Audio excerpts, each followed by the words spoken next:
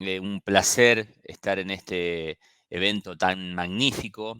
Hoy quiero traerles un concepto de liderazgo 360. Quiero compartirlo con ustedes, con los organizadores del evento y toda la querida gente del Perú y de cada rincón donde nos ven. Cuando hablamos de liderazgo 360, hablamos de un liderazgo que es integrador, que es abarcativo y sobre todo es muy integral porque incluye a todas las áreas de comportamientos de una persona, con todas sus virtudes, con todas sus áreas de mejora, pero esto no significa conocer a la persona para establecer o entablar una amistad o una relación, sino que tiene que ver con buscar encontrar de la persona una mejor versión, potenciar la persona. Una de las misiones principales del líder 360 es conocer a la persona en su integralidad, acercarse, estudiar, analizar, ver qué botón tocar de la persona, cómo encontrar ese chip emocional de la persona para generar impacto.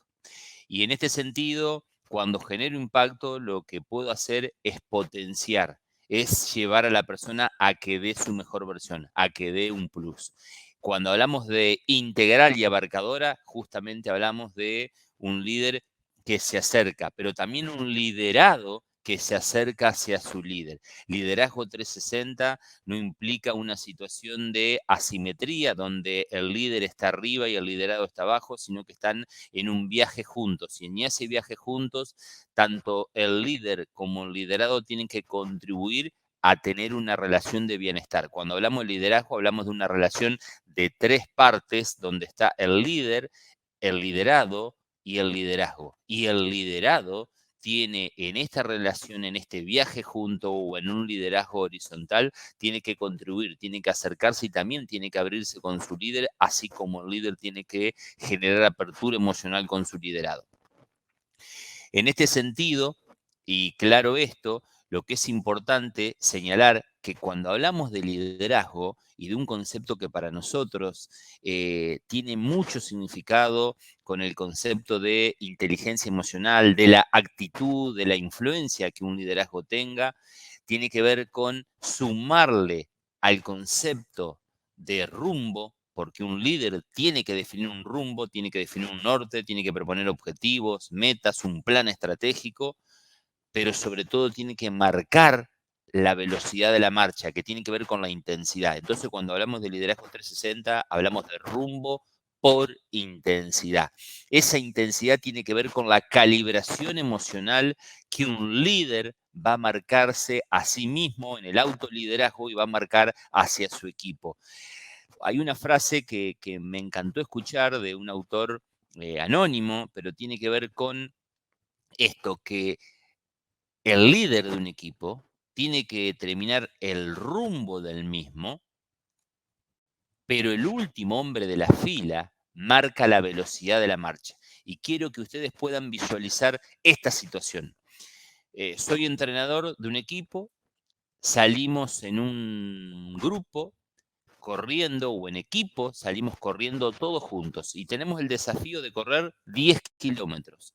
A medida que empezamos a caminar durante este primer kilómetro, hay una parte del grupo, hay unos integrantes del grupo que comienzan a tomar una velocidad y se empiezan a tomar distancia del pelotón que viene al medio.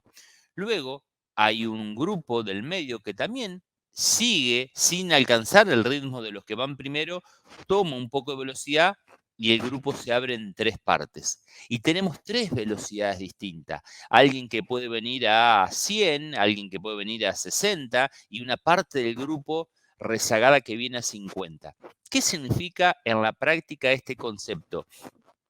Que si bien el rumbo de este grupo que salió a correr está claro, la velocidad de la marcha del equipo la termina poniendo o termina poniendo condicionamiento la gente que viene a 60, es decir, el pelotón ese que quedó atrás. Y nosotros como líderes, más allá del rumbo, tenemos que definir qué vamos a hacer con el equipo.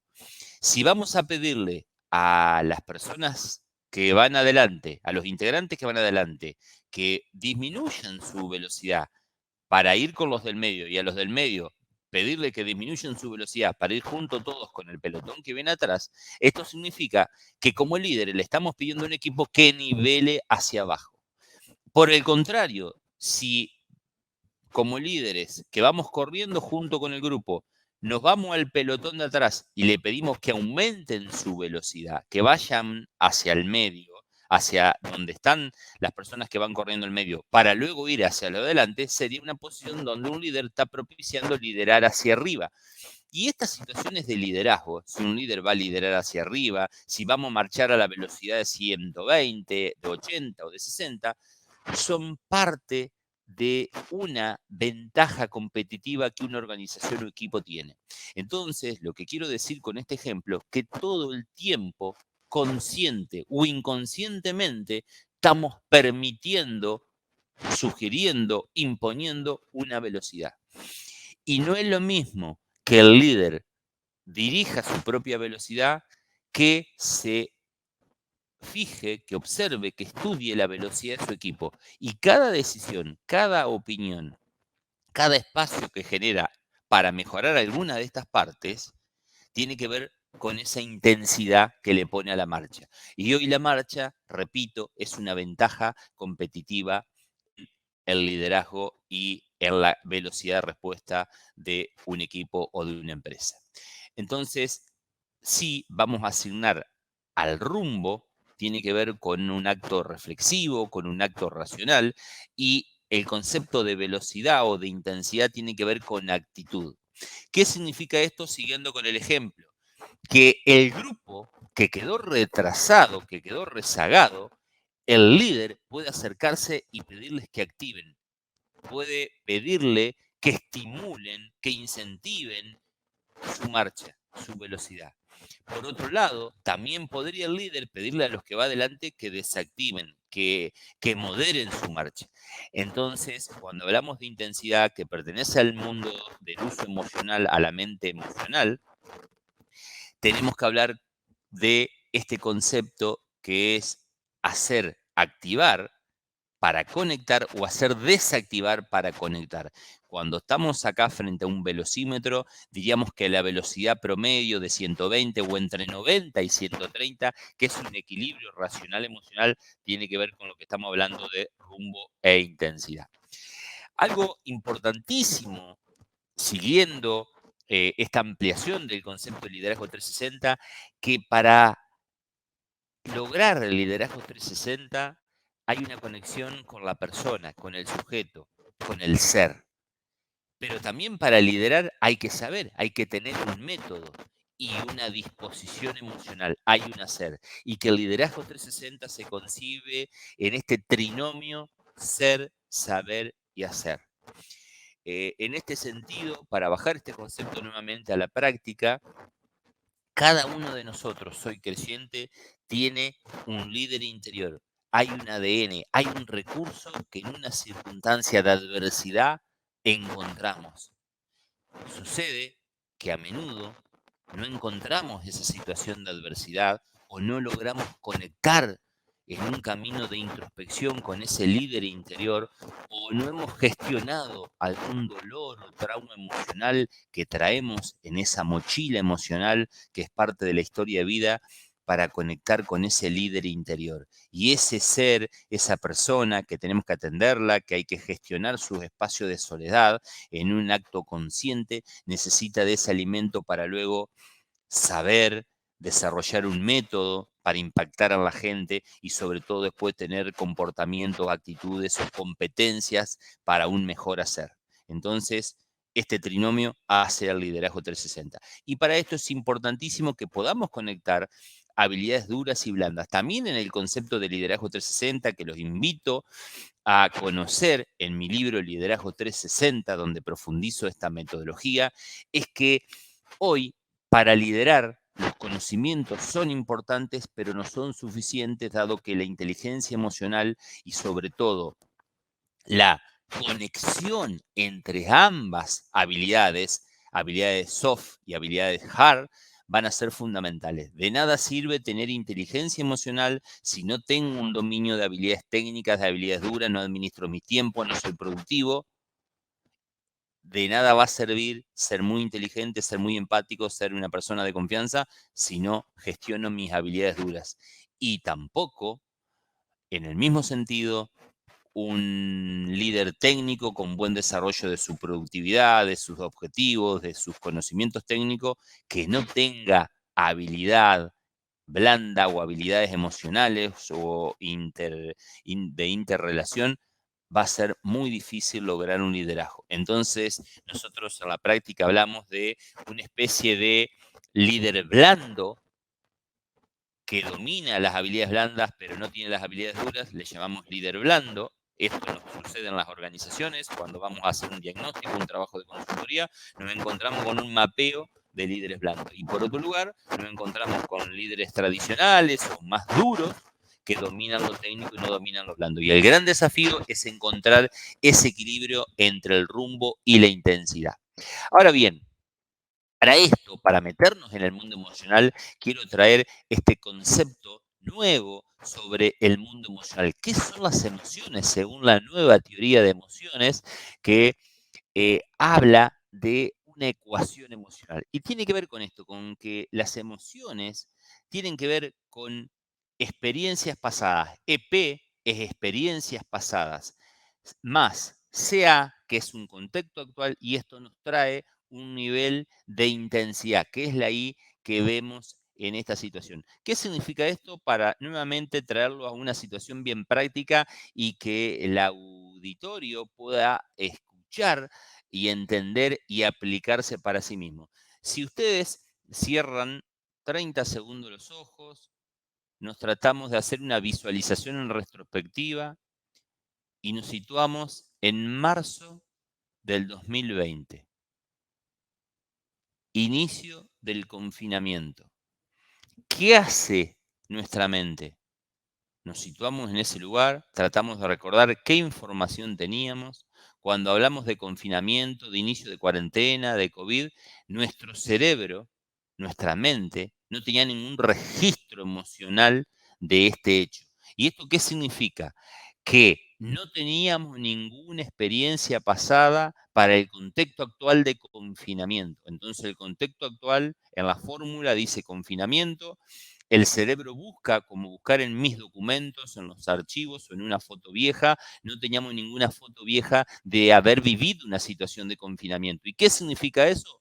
Que el nivel de intensidad era muy alto. Niveles altos de ansiedad, de incertidumbre, búsqueda de información, todo el tiempo en un posicionamiento digital, viviendo noticieros para buscar información. ¿Y esto qué significa si lo relaciono con habilidades duras y habilidades blandas? Que la información que pertenece al plano de las habilidades duras forma parte de las experiencias pasadas y nos permite moderar el nivel, ejemplo, de ansiedad, que todo líder en su liderazgo tiene innato porque forma parte de su ADN. La ansiedad forma parte del ADN de un líder. Y la ansiedad, que tenemos que quitarle la connotación negativa, trae muchísimas cosas de utilidad y muchísimas cosas se convierten en inútiles cuando los niveles de intensidad a nivel ansiedad están muy en niveles desmedidos. Entonces, que apliquemos esta fórmula, experiencias pasadas, contexto actual y nivel de intensidad, para cuando tengamos que resolver una situación de liderazgo. Es decir, si frente a una situación tengo experiencias pasadas, tengo que revisar cómo lo resolví, qué errores cometí, si fueron errores a nivel técnico, si fueron errores a nivel relacional. Analicemos nuestra estadística, nuestras experiencias pasadas, porque siempre en un contexto actual hay que ver claramente si es una situación habitual o extraordinaria. Y esto va a implicar que tomemos conciencia, que hagamos un alto a la acción y que moderemos y enfoquemos el nivel de intensidad para ser más efectivos como líderes. Cuando hablamos de liderazgo, tenemos que hablar de un semáforo con 5 colores, saliendo del semáforo convencional, y hablamos de fortalezas y debilidades. Es importante que cada uno de nosotros pueda hacer un balance de su liderazgo y hablemos de estas fortalezas y debilidades que tienen que ver con lo siguiente. Hay una etapa de aprendizaje que es importante, que está relacionada con este semáforo, y es lo siguiente. Cuando nosotros estamos en color verde, que si tomamos una matriz del 1 al 1000, podemos decir que el color verde oscuro es de 851 al 1000. El verde claro de 700 a 850, el amarillo de 501 a 700, el naranja de 301 a 500 y el rojo de 0 a 300.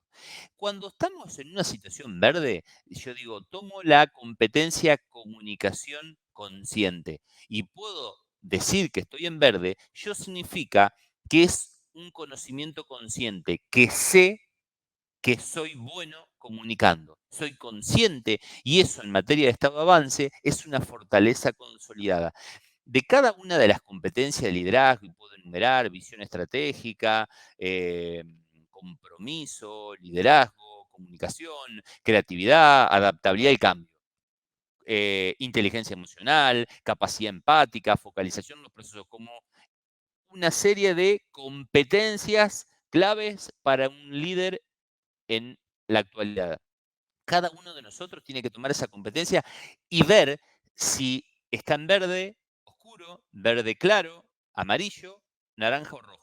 ¿Y esto qué significa? Si yo soy consciente y le doy mucho uso, tomando el ejemplo de que soy bueno en la comunicación y le saco mucho el jugo a ese recurso, la comunicación, eso lo definimos como una fortaleza consolidada porque soy muy consciente de que soy fuerte en esa fortaleza.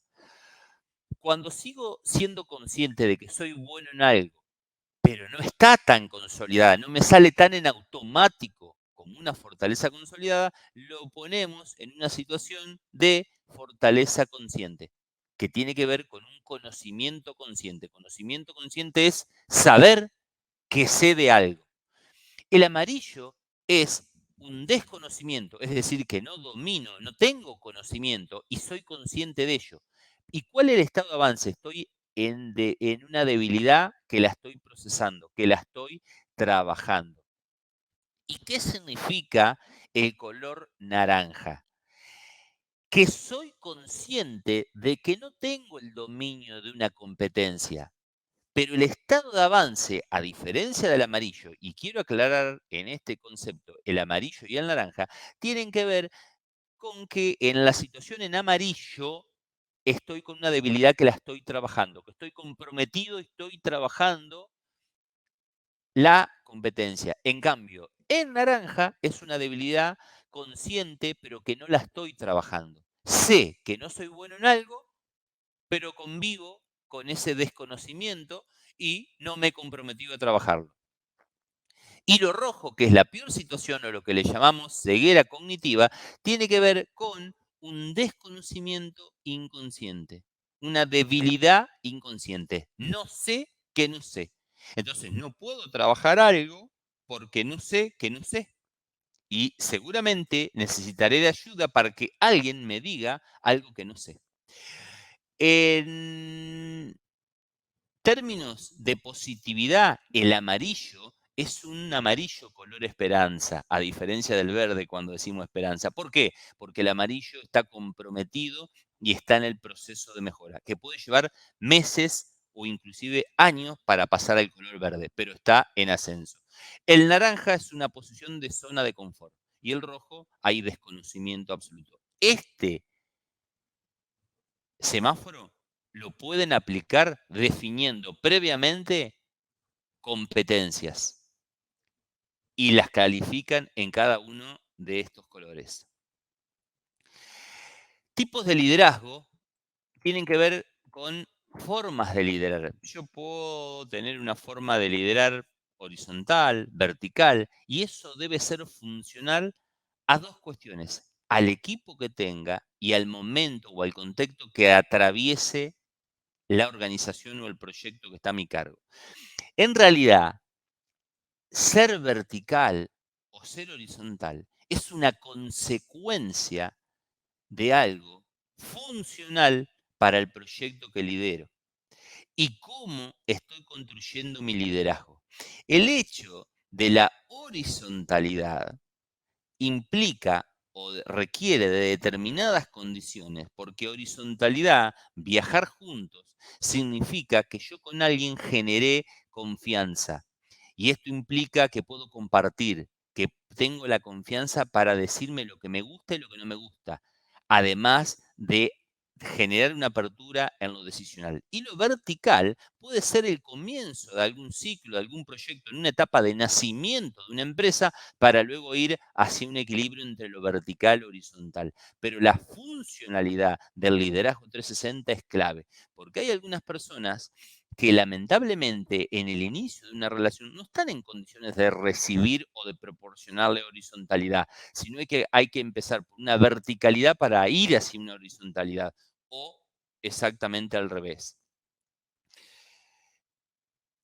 Cuando hablamos de rendimiento, que es una de las misiones del líder, tenemos que hablar de potencial menos interferencias mentales. ¿Y qué significa esto? Que la misión de un líder es potenciar a la persona, pero fundamentalmente tiene que ver con minimizar las interferencias mentales. ¿Y esto qué significa? Que un líder tiene la percepción de que su liderado puede dar 10 y el liderado de sí mismo cree que puede dar 8 puntos. Esa brecha entre lo que el líder piensa del liderado y lo que piensa el liderado de sí mismo tiene que ver con el nivel de exigencia, de expectativa que el líder tiene del liderado. Como por el contrario, si el líder cree que el liderado no tiene potencial o tiene menos de lo que el liderado propio percibe, habla de una confianza ausente del líder hacia su liderado o una confusión de ambos. Lo que es importante como definición de liderazgo, que la escuché del ámbito deportivo, que amo trabajar, es que una vez un jugador dijo de su líder, de su entrenador, este entrenador sacó de mí un recurso que ni yo mismo sabía que tenía. Encontró ese líder interior un recurso y eso habla realmente de liderazgo 360. Y para finalizar en este sentido, tenemos que decir que rendimiento tiene que ver con tener un talento, tener una habilidad, tener una capacidad, tener un compromiso, pero sobre todo tener un ajuste emocional para multiplicar. La emoción multiplica al talento. Lo que sí es importante para ir cerrando es que el liderazgo podemos dividirlo, para ser simple, en un escenario ejecutivo y un escenario de planificación. Y que cuando yo voy a liderar, por supuesto que algunas cuestiones voy a tener que automatizar a través del modo inconsciente, pero de muchos actos, de muchas conversaciones difíciles voy a tener que ser consciente. Entonces, cuando ejecuto, se me van a dar dos caminos, una ejecución consciente y una ejecución automática. Esta ejecución automática tiene que ver con procesos que son habituales y la ejecución consciente la tengo que definir dentro del modo no habitual. Y como hay un tema no habitual, tengo que ser consciente porque no tengo experiencia pasada, como le decíamos en la fórmula, respecto de cómo resolver. Entonces, lo que sugerimos es que en la administración de los tiempos, que cada líder tenga en su semana, en su mes, trabaje sobre este plano. Lo que tengo que ejecutar no habitual, utilizar el modo consciente, tratar de prepararme, de darle más contenido reflexivo a ese acto que voy a resolver y todo lo que tenga que ver con cuestiones más habituales, más operativas, resolver desde el modo automático. Y lo fundamental de un líder para crecer y poder desarrollarse y desarrollar a los demás es planificar a través del plano consciente. Y eso implica una soledad con la cual tengo que encontrarme. Y para cerrar, quiero decirle que los verdaderos líderes son los que buscan y luchan el protagonismo tomando el riesgo para crecer, que el riesgo es una decisión. Y cuando yo asumo riesgo, cuando me siento con libertad, la decisión es la libertad, de ir detrás de lo que amo, de apostar a mis sueños y encontrar mi mejor versión, que es en un estado de plenitud.